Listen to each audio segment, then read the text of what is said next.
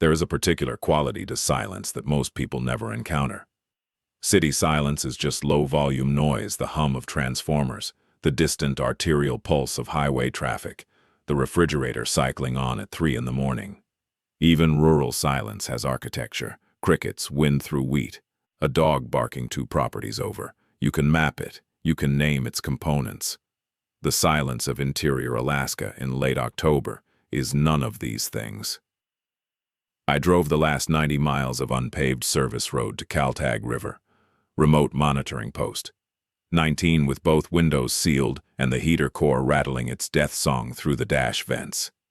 And what pressed against the glass was not the absence of sound but the presence of something I did not have vocabulary for, a density, a weight in the frequency range below what the human ear admits to hearing. The Koyukuk River Delta spread beneath the road in frozen braids, hundreds of channels locked under gray ice, splitting and rejoining like the vascular system of something impossibly large.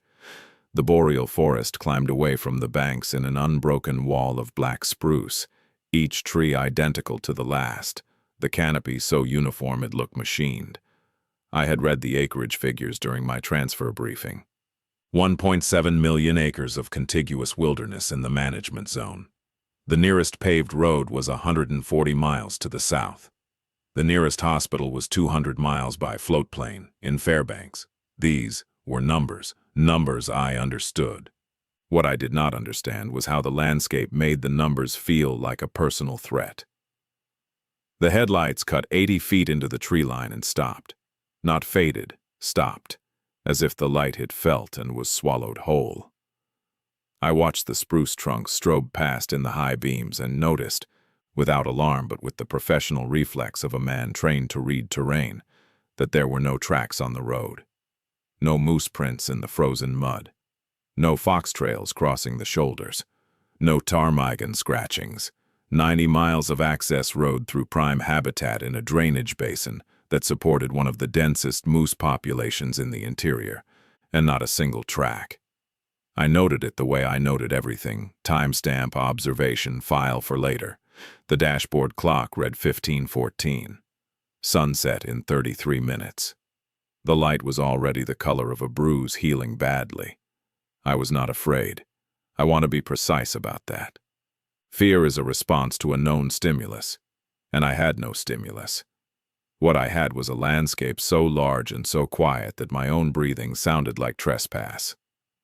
The station appeared around the last switchback, like a wound in the dark, a single sodium vapor lamp bolted to a porch post, casting a cone of amber light over a plowed gravel pad and the front face of a log-framed cabin. Behind it, barely visible, the angular silhouette of an equipment shed and the skeletal geometry of a 60-foot observation tower. Government architecture, functional, graceless, built to outlast the men assigned to it.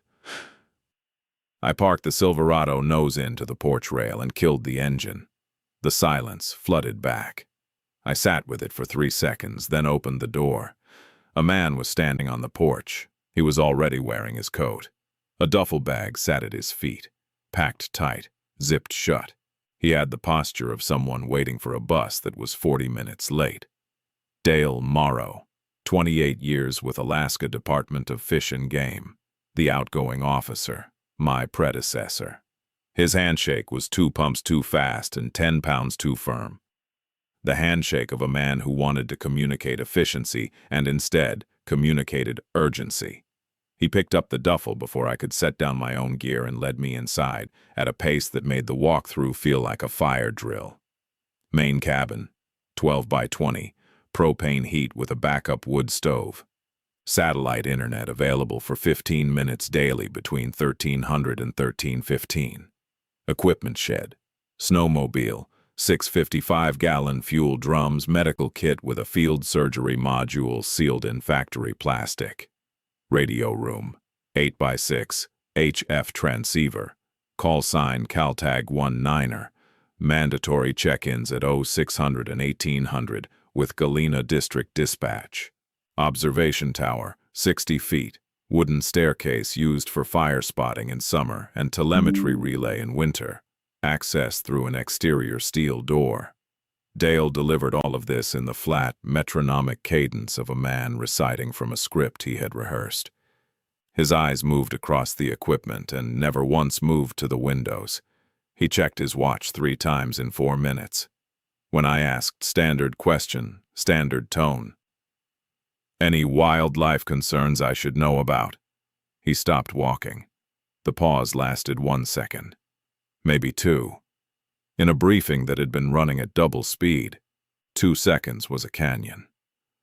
You'll find everything in the binder, he said. He did not say no.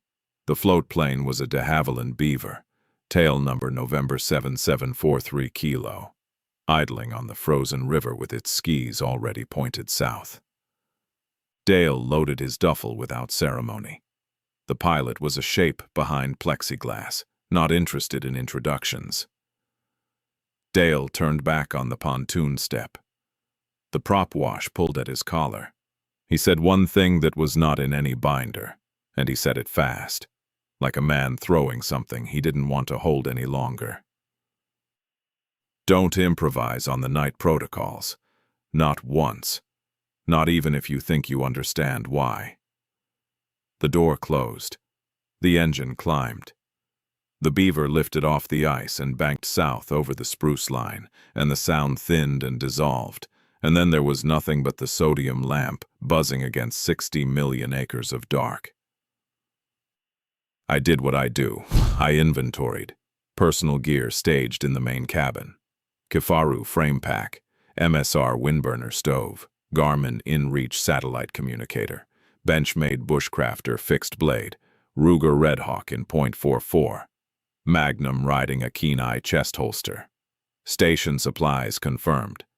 Propane at 78%. Firewood stacked to regulation depth. Medical kit factory sealed. Batteries dated and current. I booted the HF radio, keyed up Galena on the primary frequency, and ran a signal check. Call sign. Exchange nominal. Signal strength 4 out of 5. Weather advisory received temperature dropping to -31 overnight.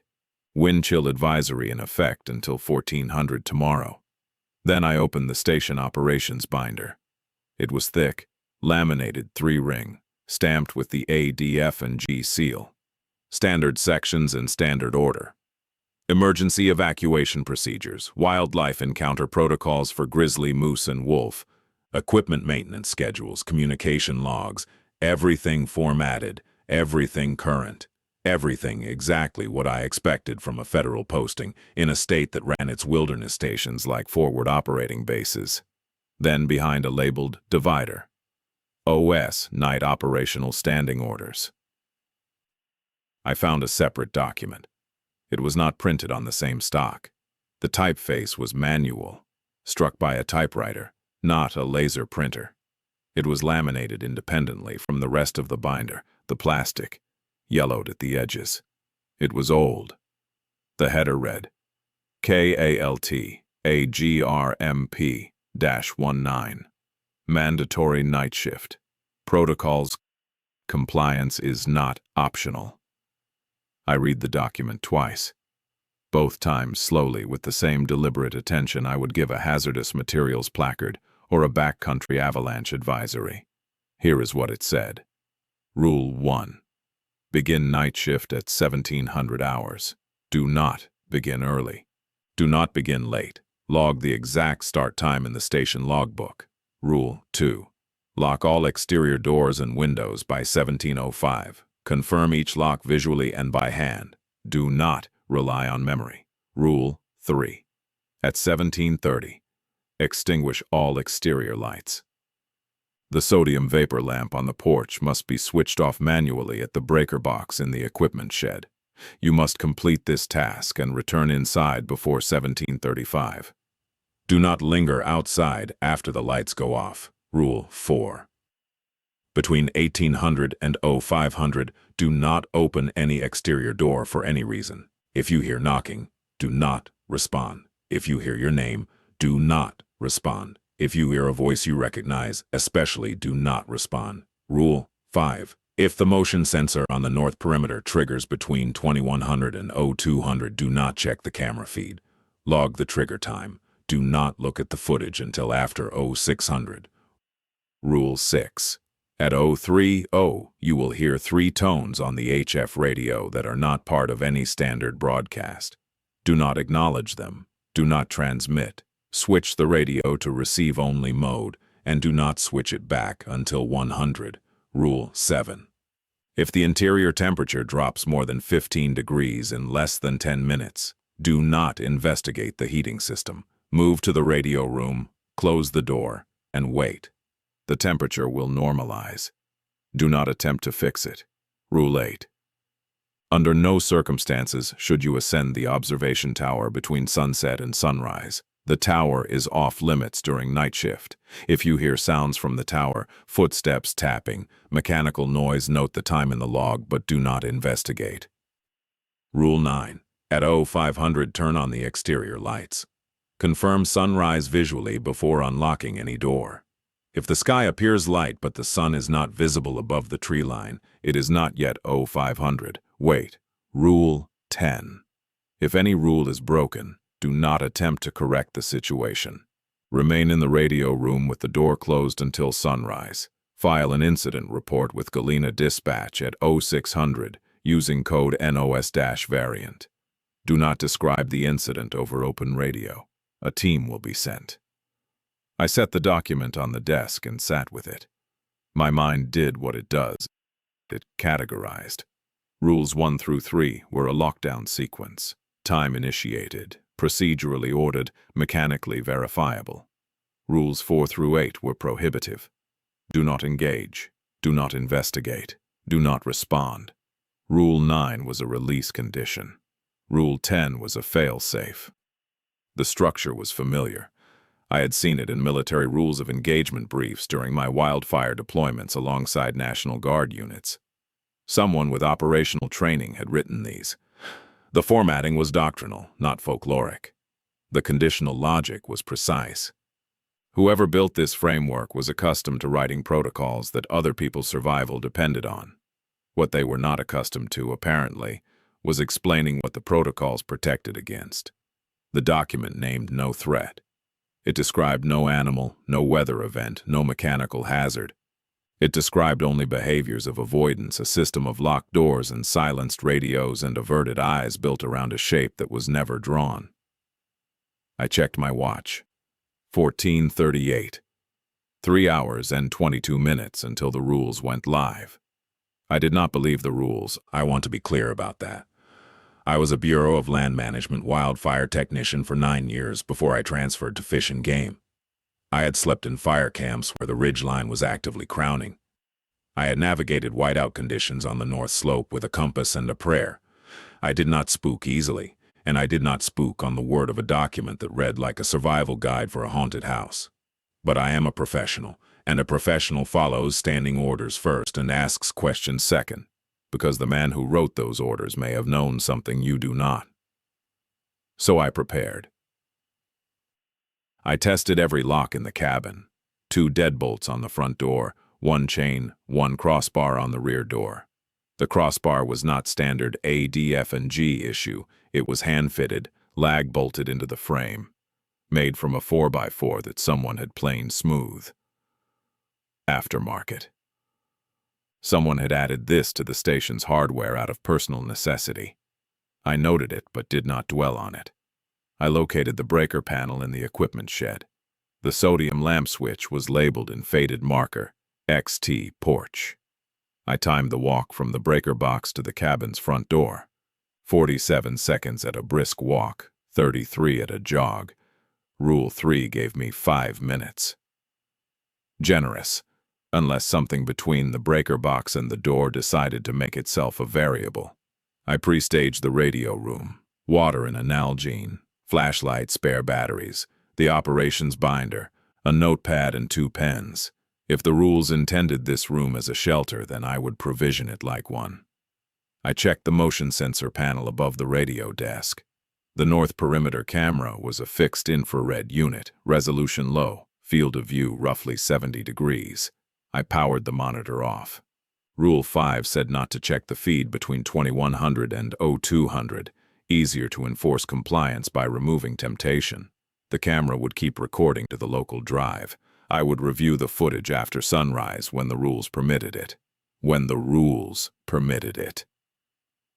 I heard myself think that sentence and registered the concession it contained. The observation tower's access door had a padlock, a master commercial grade, case-hardened steel. I checked every key on my ring. None fit. Dale had not mentioned the key. The absence felt deliberate, a rule enforced by hardware, not paper. I let it be.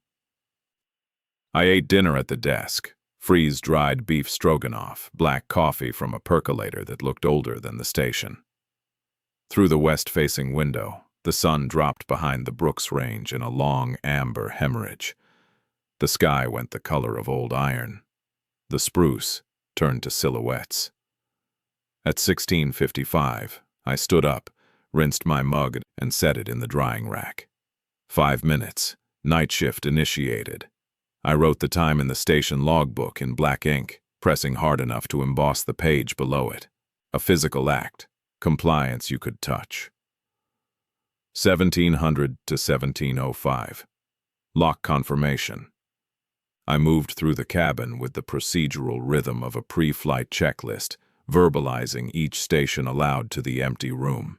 Front door, deadbolt 1 locked, deadbolt 2 locked, chain set, rear door, crossbar seated. Equipment shed padlock, confirmed visually through the kitchen window. Radio room window latch secured. Every lock tested by hand. Every lock tested by eye. Code on. Gloves on. Headlamp on. I stepped outside. The air at -26 hit my face like a slap from someone who meant it. I crossed the gravel pad to the equipment shed, opened the breaker panel and put my hand on the sodium lamp switch. The amber light was the last human wavelength for 140 miles in any direction. I flipped it off. The dark did not arrive. It had been there the whole time, held back by a single 60-watt bulb, and when the bulb died, the dark stepped forward, like something that had been waiting politely to be acknowledged. Not the darkness of a backyard, not the darkness of a rural county road, the darkness of a place where the nearest artificial light existed in a different time zone. My headlamp cut a cone of yellow into the spruce wall, and the spruce ate it. I turned toward the cabin. 47 seconds. I walked fast, not quite jogging, boots crunching the frozen gravel in a rhythm I kept metronomic by instinct. At step 31, the headlamp beam swept the tree line to my left and caught something that I will describe as precisely as I can. There was a space between 2 spruce trunks where the darkness was not uniform. It was denser, darker than the dark around it, which should not have been possible because dark is not a gradient, dark is a binary, and yet what I saw had depth and contour and occupied a vertical space approximately 6 feet tall, and it did not move, and it did not reflect, and it did not have edges. I did not stop walking. Step 32, 33. I reached the porch at step 44. Inside, door closed, deadbolts thrown, chain hooked. I killed the headlamp and stood in the cabin, breathing air that tasted like propane and old coffee and safety. The wall sconce threw a yellow puddle across the desk. The radio's power LED glowed green. The thermometer on the wall read 68 degrees. Outside, on the other side of 2 inches of milled lumber and institutional deadbolts, 90 miles of unpaved road and 1.7 million acres of black spruce and the absence of every living track, and a shape at the tree line that I was already filing under shadow natural wind-shifted spruce bough, and I did not believe the filing and the filing did not believe me. The clock read 17:33, 2 minutes to spare.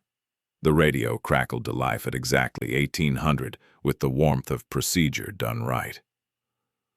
I keyed the mic. Galena Dispatch, Caltag 19er, evening check-in. Officer Bryce, personnel number 4721, station secure. Weather advisory acknowledged. Status nominal. Over. The voice that came back belonged to a woman named Carla. I would learn later that she had worked Galena Dispatch for 11 years and had never visited a single remote post in her coverage area. Her voice was professional and unhurried, the voice of a person who had a coffee mug within reach and a heated building around her, and absolutely no reason to be afraid of anything. Caltag 19er, Galena copies. Welcome to the Koyukuk, Officer Bryce. Transfer paperwork received. Signal strength reads 4x5 on our end. Weather service has your overnight low at -31, wind chill -44. Bundle up. Anything to report? I opened my mouth to ask about the night operational standing orders. The question assembled itself behind my teeth like rounds loading into a magazine. Who wrote these? How long have they been in effect? What exactly am I locking out? But what came out instead was a flanking approach, a question designed to scout the perimeter of her knowledge without committing to a direct assault. Any prior incident reports from this post I should review. The pause was 2 seconds. On HF radio, 2 seconds of dead carrier is a gap you can fall into. I heard the static reshape itself around her silence. Everything relevant is in your station binder, Officer Bryce. Galena out. That was not an answer. That was a redirect. She did not say no, there are no incidents. She said everything relevant is already in front of you, which meant either the binder contained what I needed or the things I needed were in a category that dispatch did not discuss on an open frequency. I wrote in the logbook, 1800 check-in complete. Dispatch nominal. No advisories beyond weather. I did not write about the pause. There was no column for the negative space inside someone's answer. For 45 minutes after the check-in, nothing happened.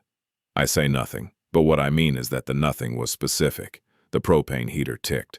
The logs in the wall joints made small settling sounds as the temperature differential between interior and exterior worked on the wood. My coffee cooled at a predictable rate. The clock moved. The silence outside had a grain to it, like static turned below the threshold of hearing. I read the wildlife telemetry section of the binder. I reviewed ice thickness measurement protocols for the Caltag River. I was a ranger doing ranger work in a ranger station, and if I did not look at the windows, the night was simply a night. At 21:17, the motion sensor chirped. A single electronic tone from the monitoring panel mounted above the radio desk. Short, high, clinical, the sound equivalent of a raised index finger. North perimeter. The sensor was a passive infrared unit with a detection range of 200 yards.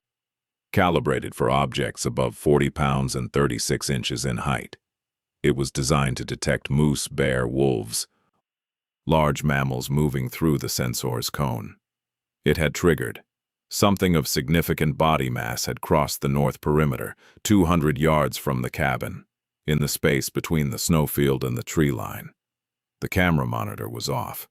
I had turned it off myself 6 hours ago. The screen was a black rectangle, arm's reach away. One button, one press. I would see the north tree line in grainy infrared shapes rendered in thermal gradients, whites and grays and blacks. I would see what had triggered the sensor. My hand moved toward the monitor. My index finger extended. I stopped. I wrote in the logbook. 21:17. Motion sensor, north perimeter, triggered. Sensor type, PIR. Duration, single activation. Camera feed, not accessed per NOS Protocol 5. The sensor triggered again at 21:31. I logged it. Again at 21:44. Logged. Again at 21:52. Logged. I sat back in the chair and looked at the numbers. The intervals were compressing. 14 minutes. 13. 8. The math was not random. If the progression held, the next trigger would land near 21:58. I waited. The clock reached 21:58. Nothing. 21:59. Nothing. 2200. Silence. The pattern had broken. Not tapered. Broken, clean. Like a signal cut at the source. The sensor went still, and stayed still. I realized I was sweating. The cabin was 68 degrees. There was no exertional or thermal reason for sweat.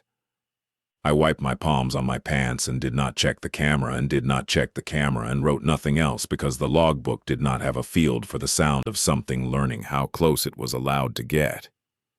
The cabin settled back into its false quiet.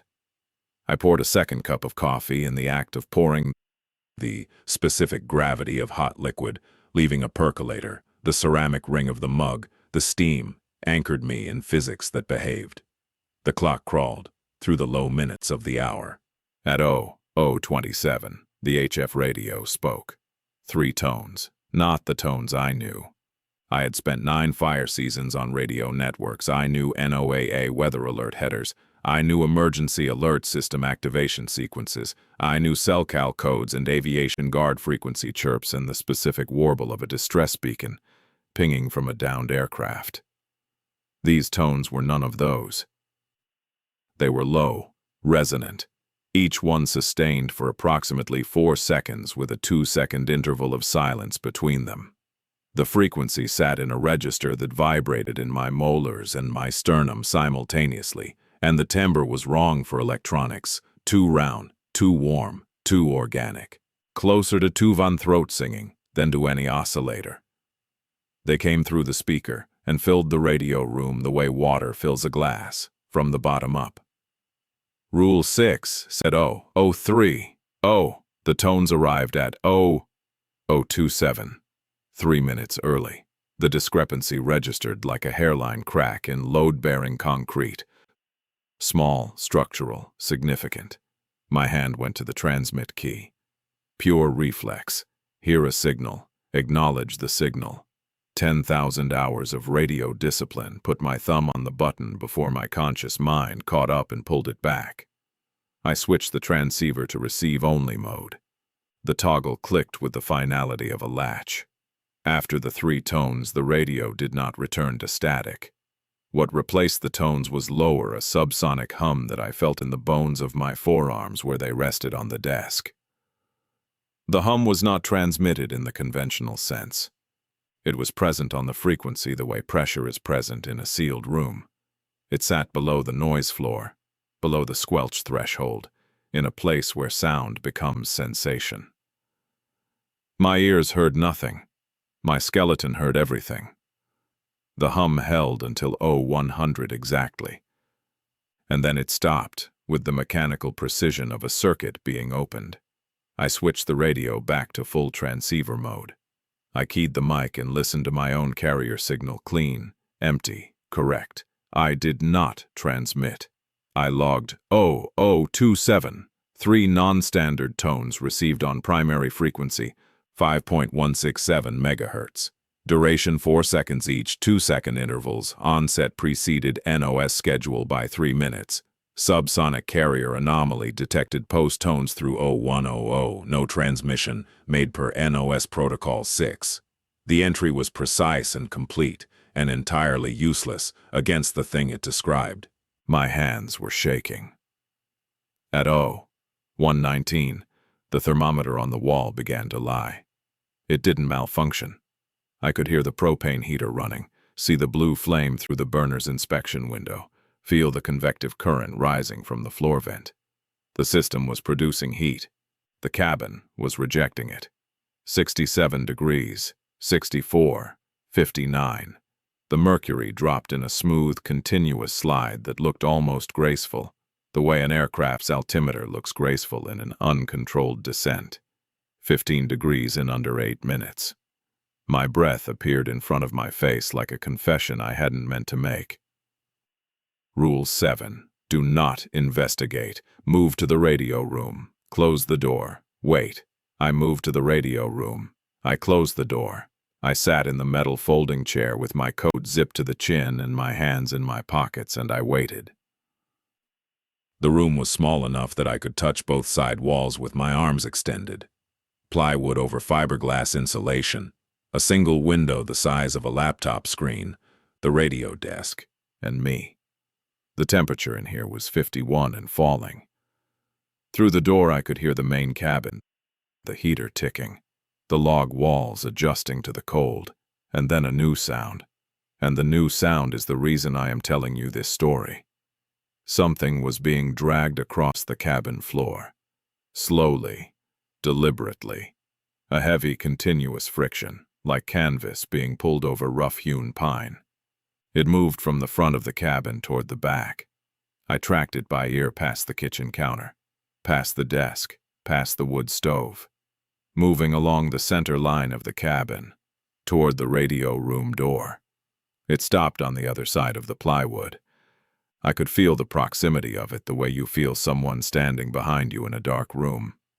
Not through sight, not through sound, through the displacement of something that is not air. I watched the gap beneath the door. No shadow, no interruption in the thin strip of amber light from the wall sconce. Whatever was on the other side did not block light. It did not have opacity. At 141, the thermometer began to climb. 53, 57, 62, 66. The warmth came back with the same smooth authority with which it had left. By 148, the cabin read 67 degrees.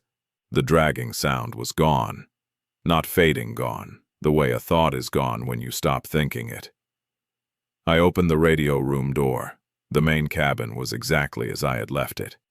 Coffee mug in the drying rack, binder on the desk, chair pushed back at the angle my body had vacated.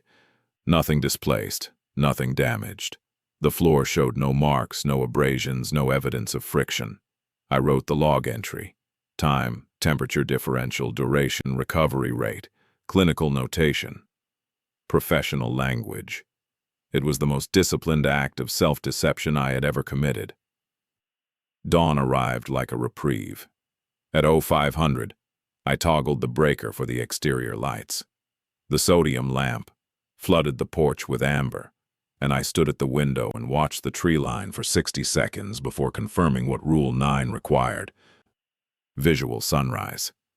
The sun broke the spruce horizon at 0508, thin and amber and entirely insufficient against the memory of the previous 12 hours, but present. I unlocked the doors.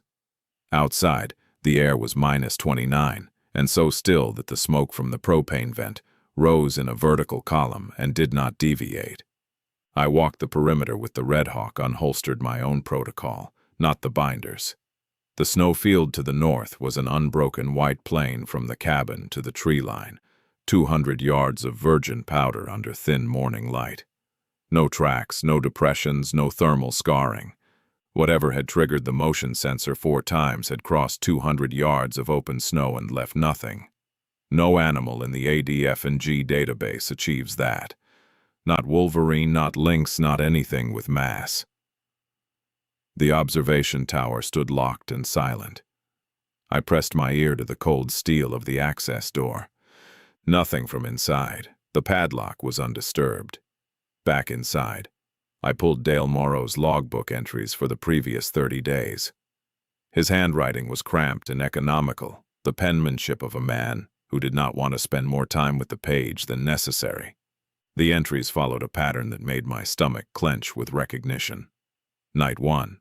Motion sensor triggers 3 tones, temperature drop. Night 2. Same. Night 3. Same. Every night, for 30 consecutive nights, the same sequence of events in the same order, with minor variations in timing. Dale had logged each one with the same clinical detachment I had used. He was a professional. He had complied. The code NOS-variant never appeared. He had never broken a rule. On the final page, in handwriting smaller than the rest, compressed into the margin like something he needed to say but did not want to give full voice to, Dale had written a single note. It learns the schedule faster than we change it. I closed the logbook. I sat with the sentence. I let it do its work. I spent the daylight hours doing what the state of Alaska paid me to do. I checked ATS radio collar telemetry on the 40-mile caribou herd, swapped data cards on the hobo temperature loggers at the river monitoring stations, augured 3 ice thickness test holes with the Kovach, and recorded the measurements for the spring breakup forecast. I wrote field reports in proper format, calibrated the anemometer on the weather station mast, and ate lunch standing up on the riverbank, watching the ice fog settle into the braids like gauze being laid over wounds. It was the most aggressively normal day of my career, and I performed every task with the furious precision of a man who needed to believe that the daylight version of this job was the real one, but I was also preparing. In the main cabin, I laid a thin, unbroken line of flour across the floor, wall to wall, 18 inches in front of the radio room door. If the dragging sound returned, flour would show displacement. Anything with physical contact against that floor would leave a mark. I balanced a pencil on the edge of the kitchen counter, perpendicular to the edge, resting on a single point. Vibration, impact, or air displacement would knock it free. I programmed my personal Garmin InReach to record the cabin's ambient temperature every 60 seconds, creating a data log independent of the wall thermometer. If the temperature anomaly repeated, I would have a secondary record with timestamps accurate to the satellite. None of this violated the rules. The rules said, do not investigate the heating system. They said, do not check the camera feed. They said nothing about passive instrumentation. I was not improvising. I was adding sensors to a monitoring station, which was, by any definition, my job. The sun set at 15:49, 3 minutes earlier than yesterday. Alaska was bleeding daylight by the minute, and every sunset bought the dark a little more territory. I began the lockdown at 1700, same sequence, same cadence. At 1730, I walked to the breaker box and killed the sodium lamp and turned back toward the cabin, and the tree line was empty. No dense shadow. No vertical absence between the spruce trunks. Nothing at all. I searched for it, swept the headlamp left and right across the perimeter, and found only trees. This should have been a relief. It was not. The first night, the shape had been in a predictable location. Tonight it was either gone or somewhere I hadn't looked, and I could not determine which option frightened me more. Inside, by 1733. Locks confirmed. The second night began. I spent the daylight hours doing what the state of Alaska paid me to do. I checked ATS radio collar telemetry on the 40-mile caribou herd, swapped data cards on the hobo temperature loggers at the river monitoring stations, augured 3 ice thickness test holes with the Kovach, and recorded the measurements for the spring breakup forecast. I wrote field reports in proper format, calibrated the anemometer on the weather station mast, and ate lunch standing up on the riverbank, watching the ice fog settle into the braids like gauze being laid over wounds. It was the most aggressively normal day of my career, and I performed every task with the furious precision of a man who needed to believe that the daylight version of this job was the real one. But I was also preparing. In the main cabin, I laid a thin, unbroken line of flour across the floor wall to wall, 18 inches in front of the radio room door. If the dragging sound returned, flour would show displacement. Anything with physical contact against that floor would leave a mark. I balanced a pencil on the edge of the kitchen counter, perpendicular to the edge, resting on a single point. Vibration, impact, or air displacement would knock it free. I programmed my personal Garmin InReach to record the cabin's ambient temperature every 60 seconds, creating a data log independent of the wall thermometer. If the temperature anomaly repeated, I would have a secondary record with timestamps accurate to the satellite. None of this violated the rules. The rules said do not investigate the heating system. They said do not check the camera feed. They said nothing about passive instrumentation. I was not improvising. I was adding sensors to a monitoring station, which was, by any definition, my job. The sun set at 15:49, 3 minutes earlier than yesterday. Alaska was bleeding daylight by the minute, and every sunset bought the dark a little more territory. I began the lockdown at 1700, same sequence, same cadence. At 1730, I walked to the breaker box and killed the sodium lamp and turned back toward the cabin, and the tree line was empty. No dense shadow. No vertical absence between the spruce trunks. Nothing at all. I searched for it. Swept the headlamp left and right across the perimeter and found only trees. This should have been a relief. It was not. The first night, the shape had been in a predictable location. Tonight it was either gone or somewhere I hadn't looked, and I could not determine which option frightened me more. Inside, by 1733. Locks confirmed. The second night began. The motion sensor began early. 2043. 17 minutes ahead of the previous night's first trigger, and the pattern had changed. Instead of single chirps at decreasing intervals, the sensor fired in pairs. 2 chirps, 4-second gap, 2 chirps.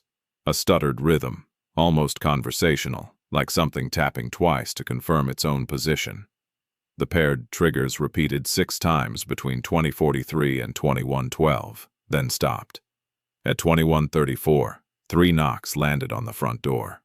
Not wind, not a branch dropped from the porch overhang. 3 knocks delivered at the exact tempo and spacing of a human fist against residential wood, the universal cadence of neighbor, colleague, friend. The politeness of the rhythm was its own violation. Whatever produced that sound understood the social contract of knocking, understood that the correct number was 3, understood the pause between each strike that communicates patience rather than aggression. Rule 4. Do not open the door. Do not respond to knocking. I sat at the desk with my pen over the logbook, and I did not move. The knocks came again at 2141. Same door, same tempo. Then, at 2148, the knocking moved to the back door. 3 knocks, same cadence, identical. The thing had circled the cabin. It had walked from the front porch, around the east side of the structure, across the gravel pad, to the rear entrance, a path of approximately 80 feet, and knocked again. It was checking both access points. It was running its own protocols. I logged each event. Timestamp, location, pattern, duration. The clinical language was a rampart I was building one word at a time against a rising tide of something that did not have a clinical name. At 2155, the knocking stopped. At 2156, a voice spoke from the front porch, clear enough to hear through 2 inches of lumber and the hiss of the propane heater. "Elliot, it's Dale. I forgot something inside. Can you open up?" Dale Morrow's voice. Dale Morrow's cadence, the slight nasal compression Dale had from a deviated septum, the specific way Dale dropped the terminal consonant on inside. Every acoustic fingerprint, perfect. Dale Morrow was in Fairbanks. Dale Morrow had left on a float plane 30 hours ago. I had watched the Beaver's tail number disappear over the spruce line. Rule 4. If you hear a voice you recognize, especially do not respond. I did not respond. I sat in the amber light in the green radio glow, and I let Dale's voice hang unanswered in the frozen air until the silence reclaimed it. And the silence was worse than the voice because the voice had at least pretended to be human. The temperature dropped at 0108. Same vector, 15 degrees in under 10 minutes, and I retreated to the radio room and closed the door and sat in the metal chair and listened to the cabin do things that cabins should not do. The dragging sound returned. Same trajectory, front to back, center line, slow and deliberate, the friction of weight against grain. It stopped at the radio room door. Then it changed. The dragging became a tapping, wet, rhythmic, intimate, fingers against plywood. 3 taps, pause, 3 taps. The same tempo as the exterior knocking, the same signature. It had carried the rhythm inside. It had learned that 3 and pause was the key that fit my fear, and it was using it against every barrier I had, exterior and interior, wood and bone. I stared at the wall opposite the door. I did not look down. I did not look at the gap. The tapping continued for 90 seconds, then stopped. Temperature normalized at 0131. I opened the door at 0138. The flower line was perfect. An unbroken white stripe, edge to edge, not a single grain displaced. The pencil sat on the counter at the exact angle I had placed it, balanced on its point, motionless. The Garmin log confirmed the temperature drop, a clean 15-degree plunge and recovery. graphed in a perfect V-shape with timestamps that matched my manual observations to the second. The data confirmed the event. The flower denied the mechanism. Whatever had crossed the cabin floor, whatever had pressed itself against the radio room door and tapped with the patient rhythm of something that had all of eternity and none of my limitations. It did not have weight. It did not have mass. It did not displace flour or disturb pencils or compress air. It had presence and sound and direction and intent, and it occupied space the way a thought occupies a skull, without friction, without evidence, without any concession to the physics I had built my entire professional life on top of. I sat at the desk and stared at the white line for a long time. The log entry I should have written did not come. For the first time in my career, I had an observation I could not notate, because the observation was that my instruments were correct and reality was wrong, and there is no form field for that. I picked up the binder and reread Rule 10. If any rule is broken, remain in the radio room with the door closed until sunrise. I had not broken a rule. But the thing that moved through my cabin had not broken a physical law either. It had simply declined to participate in one, and I was beginning to understand that the difference between those two statements was the entire distance between surviving this post and not. At 0500, I confirmed sunrise and opened the doors and stepped outside, and 40 yards from the cabin, in the snowfield between the porch and the tree line, there was a single line of tracks. They led away from the cabin toward the trees. They were human-shaped, barefoot, in -31-degree snow. They stopped at the tree line. No return path. Something had walked out of a locked cabin, over an undisturbed flower line, through dead-bolted doors and into the forest, and it had done it without mass, without weight, without leaving a single grain of evidence inside. But outside, in the snow, it had chosen to leave prints. It wanted me to know it had been there. It wanted me to know it had left. My 0600 check-in was not routine. Galena Dispatch, CalTag 19er, Officer Bryce. I need the incident history for this post, specifically any NOS variant reports filed in the last 10 years. The pause that followed was not Carla's 2-second redirect. This was a 5-second silence, the kind that contains a hand placed over a microphone and a glance exchanged across a dispatch room. A different voice came on the frequency. Male. Older. The vocal grain of someone who had spent decades speaking into radios in cold buildings. Officer Bryce, this is Supervisory Officer Harmon, Galena District. I understand you've reviewed the station's NOS documentation. It was not a question. Affirmative. Those protocols are legitimate A, D, F, and G standing orders, classified internally as environmental hazard mitigation. They are current, active, and compliance is a condition of your posting.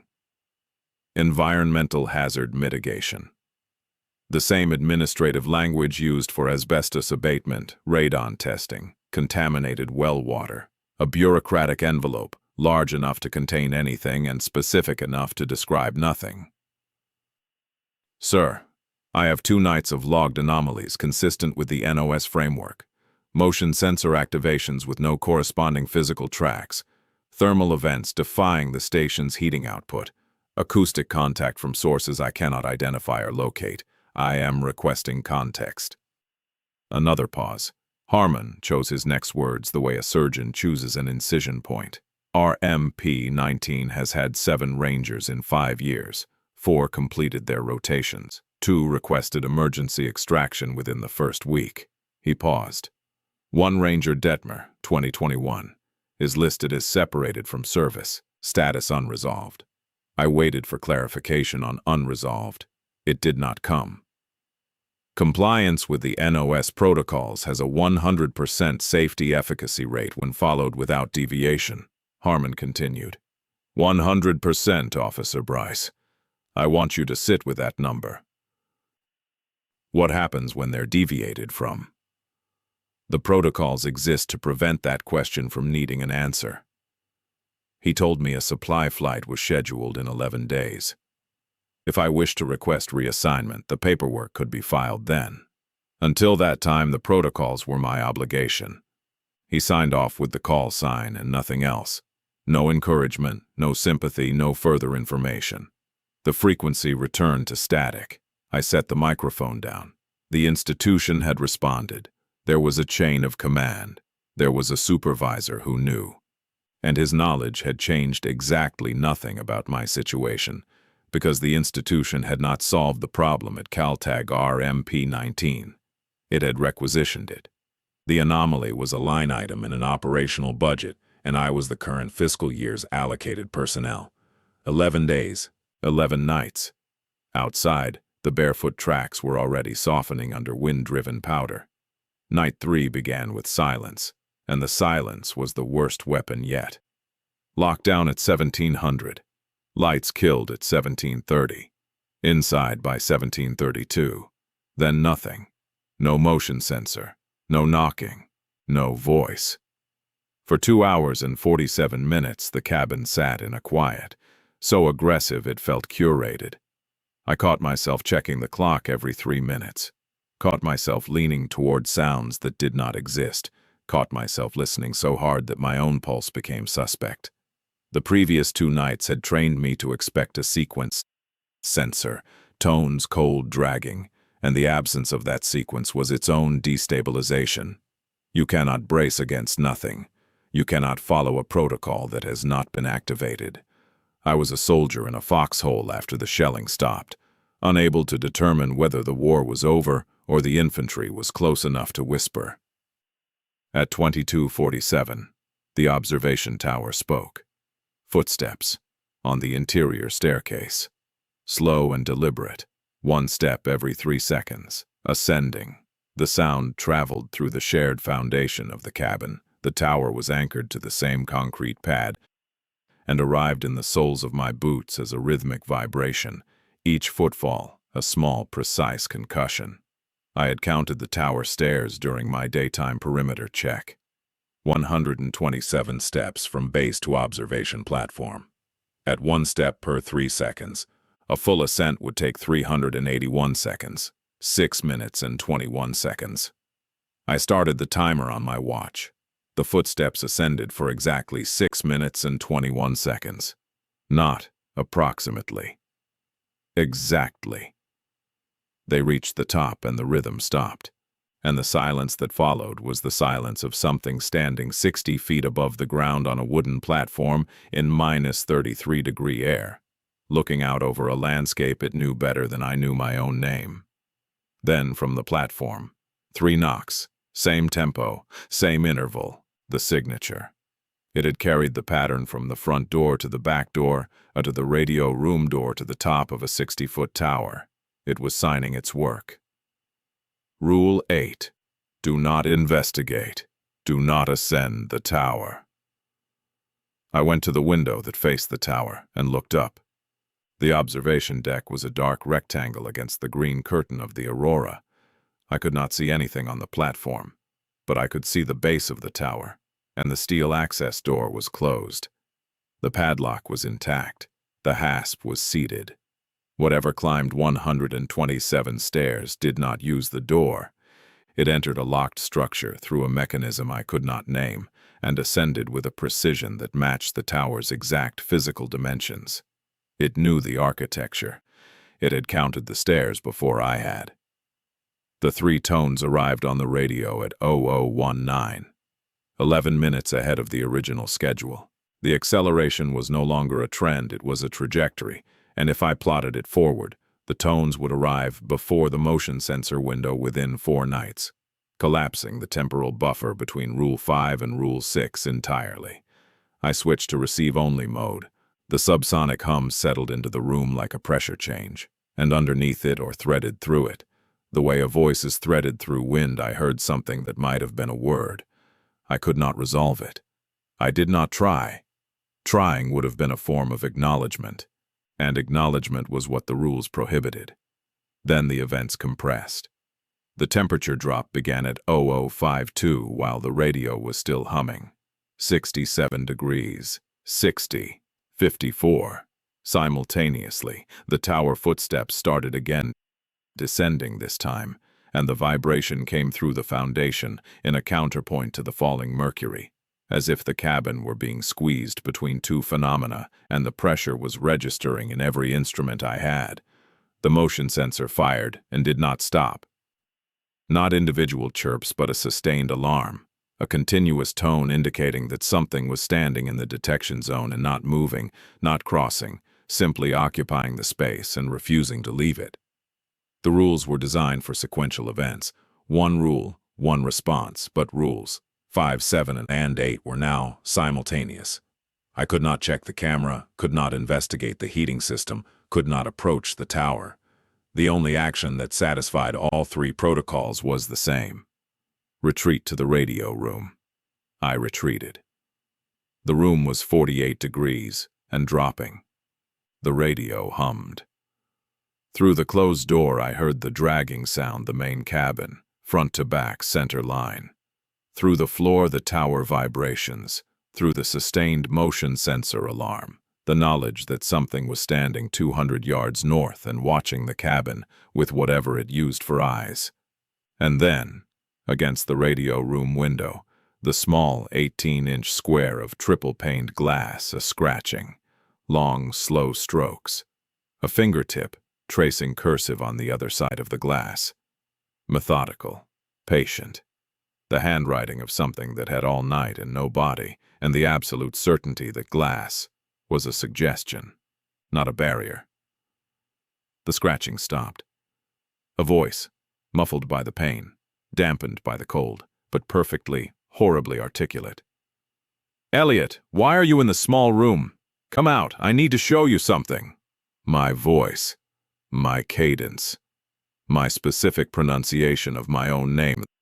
The way I clipped the second syllable, a habit I have had since childhood. A sound no recording on any personnel file could reproduce because it exists only in the private architecture of my own mouth. It was not an imitation, it was a theft. I did not respond. I did not move. I sat in the metal chair with my back against the plywood wall, and I stared at the opposite corner, and I waited while my own voice spoke to me from the other side of the glass, in air cold enough to kill.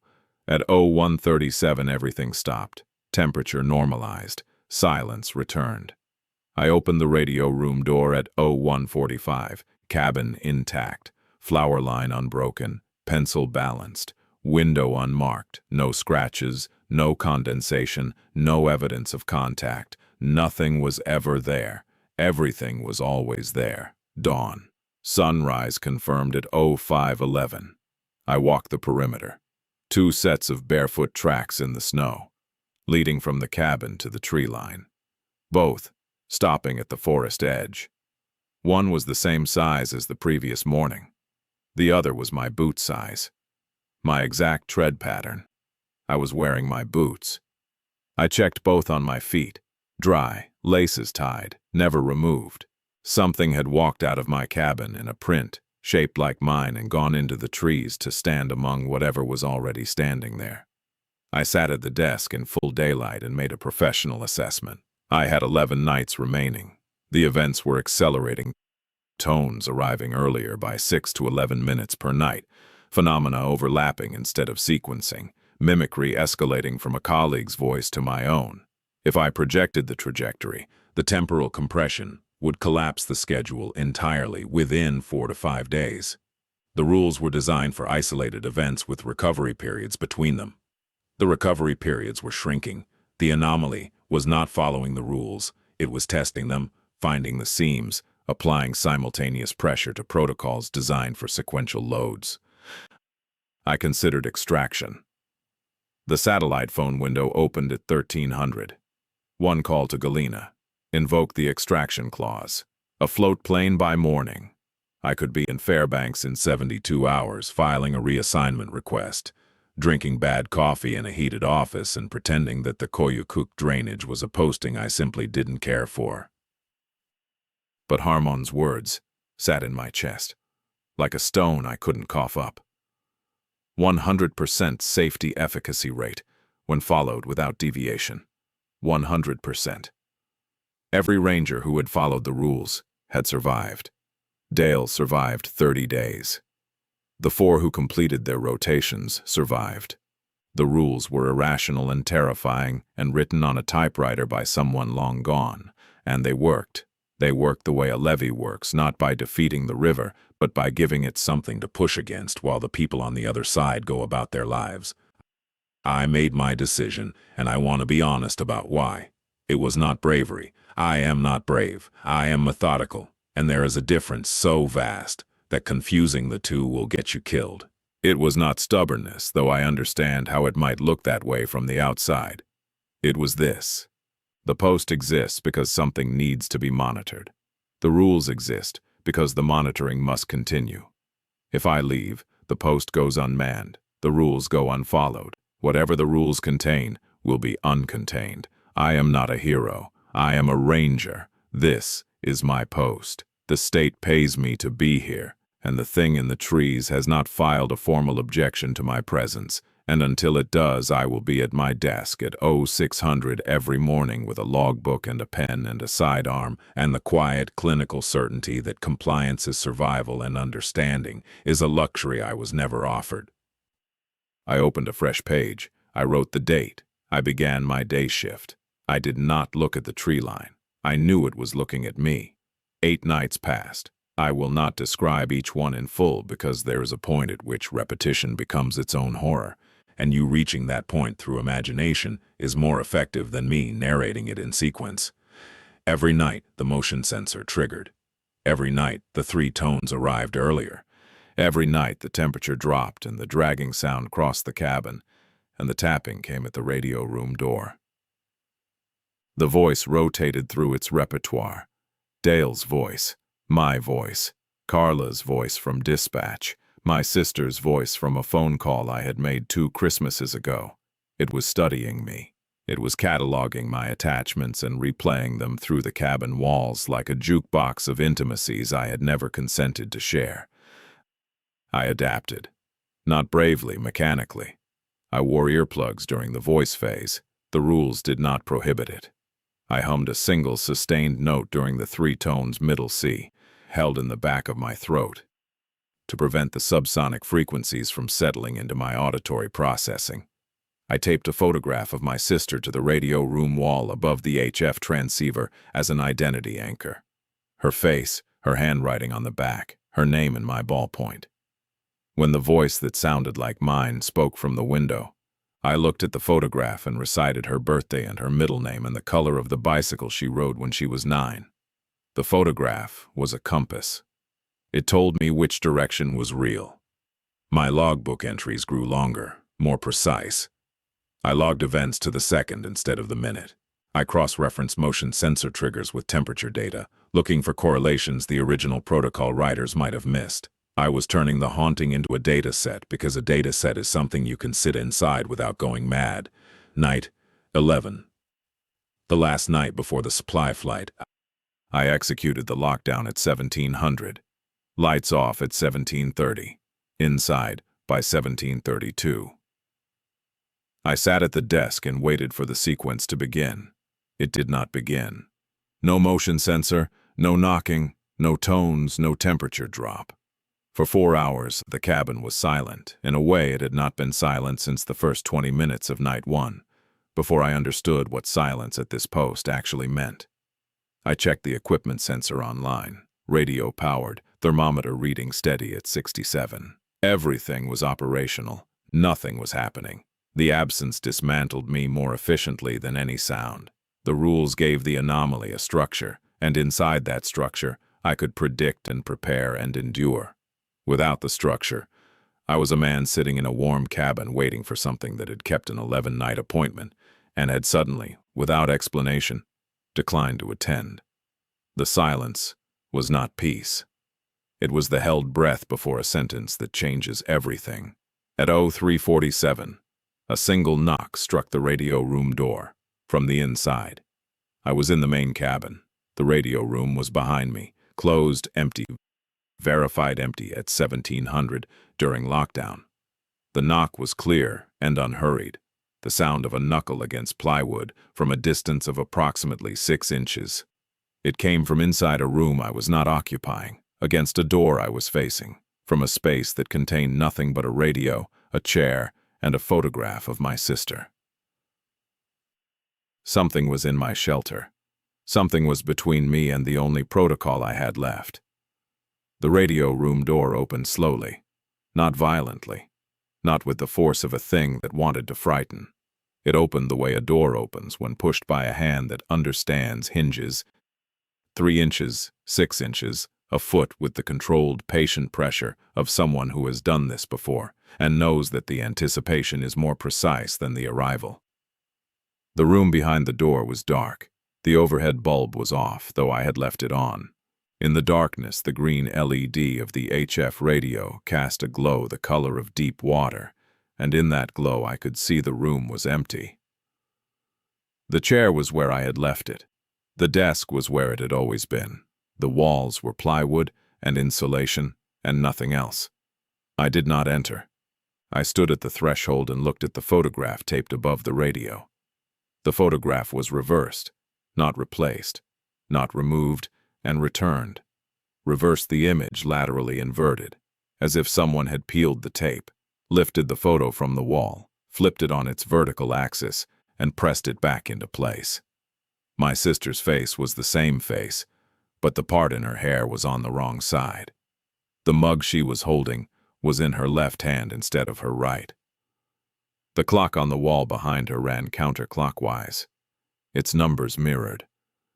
The handwriting on the back of the photograph, visible through the translucent paper in the radio's green light, was reversed, each letter a perfect mirror of my own ballpoint. This was not a different photograph. This was my photograph, the one I had taped to this wall 9 days ago with my own hands. It had been touched. It had been held. It had been manipulated with a precision that required fingers, intention, and an understanding of what the image meant to me, because the violation was not random. The thing had chosen my anchor. It had selected the single object in this station that I used to remember who I was, and it had edited it with the delicacy of a forger, changing everything while preserving every detail. I reached out and pulled the photograph from the wall. I turned it over. On the back, beneath my sister's name, which I had written in blue ballpoint the day I arrived, there was a new line of text. The handwriting was not mine. It was smaller, more deliberate, written in black ink with pressure that had nearly perforated the paper. Compliance is not optional. The last line of the protocol document's header, written on my photograph, in my shelter, while I followed every rule. The message was not a threat. A threat implies a choice. This was a contract, restated in my own sacred space, and the entity that had written it was not warning me. It was confirming what it had known long before I arrived. I would comply because compliance was survival, and survival was the only term it offered. And the difference between surviving and being safe was a distance I was no longer able to measure. I put the photograph in my coat pocket. I entered the radio room. I sat in the metal chair. I closed the door. I waited for dawn with my back against the wall, and my eyes open in the darkness, and the radio hummed at a frequency below hearing, and the cabin was warm, and the locks held, and I did not sleep, and I did not speak, and outside the snow was falling on tracks that were not mine but wore the shape of my feet. The supply plane came in at 0900, a Cessna 206 on amphibious skis, banking over the tree line and setting down on the frozen river with a sound like tearing fabric. The pilot was a man named Gustafson, who communicated primarily through nods and the act of not making eye contact. He brought fuel, food, mail, and a passenger. She stepped off the ski with the careful footing of someone who had trained for this and never done it for real. Late 20s, new ADF&G parka, still stiff at the seams. Her nameplate read, Vasic. She introduced herself as Officer Lena Vasic, and her handshake was firm and measured and full of the specific confidence that comes from being very good at everything you have been tested on and not yet aware of the things no test covers. I recognized her the way you recognize a photograph of yourself from years ago. Same posture, same readiness, same belief that preparation and outcome are the same word. I showed her the station. Same walk-through Dale had given me. Same clipped procedural cadence. Propane at 72%. Firewood restocked. Radio operational. Call sign CalTag 19er. Check-ins at 0600 and 1800. Medical kit sealed. Snowmobile fueled. I moved through the cabin and did not mention the flour I had swept up, the photograph in my pocket, or the tracks that the wind erased every morning like a proofreader removing evidence of a rough draft. We reached the binder. I opened it to the NOS divider and set it on the desk in front of her. I watched her face as she read the header. The expression traveled the same path mine had: confusion, skepticism, the faint curl of amusement that people use to signal that they are too intelligent for what is being presented to them. She looked at me. Is this serious? I did not smile. Follow every rule. Every night. Do not improvise. Do not add instrumentation. Do not try to understand it. Comply, and it will comply with you. She stared at me with the expression, I deserved the look you give a man who has either been broken by isolation or is trying to break you with a story. I had worn that same expression 11 days ago, standing on this same porch, watching a float plane carry away a man whose urgency I had mistaken for eccentricity. I picked up my duffel and walked to the plane. The Cessna climbed through 3,000 feet, and the world contracted below me into the thing it had always been: a topographic map. A satellite image, a management zone rendered in white and black and the deep green of spruce that has never been logged. The station shrank to a brown rectangle beside a white river. The observation tower was a dark matchstick. The equipment shed was a shadow. From this altitude, RMP-19 was exactly what its paperwork described. A small government outpost performing routine wildlife conservation monitoring in a remote Alaskan drainage. Nothing about it looked wrong. Then I saw it. The barefoot tracks. Not just the ones near the cabin, hundreds of them, crisscrossing the snowfield in every direction, spanning the entire distance between the tree line and the station. From ground level, each morning, I had seen only the tracks nearest the cabin, one set, sometimes two, leading away into the trees. From 3,000 feet, I could see the full scope of what had been happening beneath the snow I walked on every day. The tracks formed a pattern, not random wandering, not radial spokes, a geometry, recursive lines and repeating arcs and shapes that interlocked like the symbols of a language written by something that did not use an alphabet. The pattern covered acres. It extended into the tree line and beyond, as far as the trees allowed me to see, and I understood, with the flat, clinical clarity of a man reading an X-ray of his own chest, that the tracks were not new. They were layered, years of them. Decades, laid down and buried and laid down again, and the wind and the snow covered them each morning, and the thing in the trees walked them again each night, and the station sat in the center of it, like a period at the end of a sentence I could not read. I turned from the window. I closed my eyes. The engine hummed. The pilot did not speak.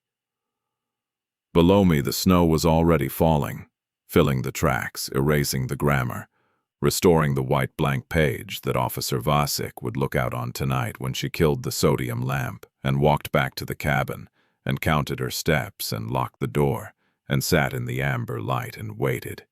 She would follow the rules would hold, and something in the trees would wait, as it has always waited, patient beyond the reach of any calendar I know, for the lights to go out,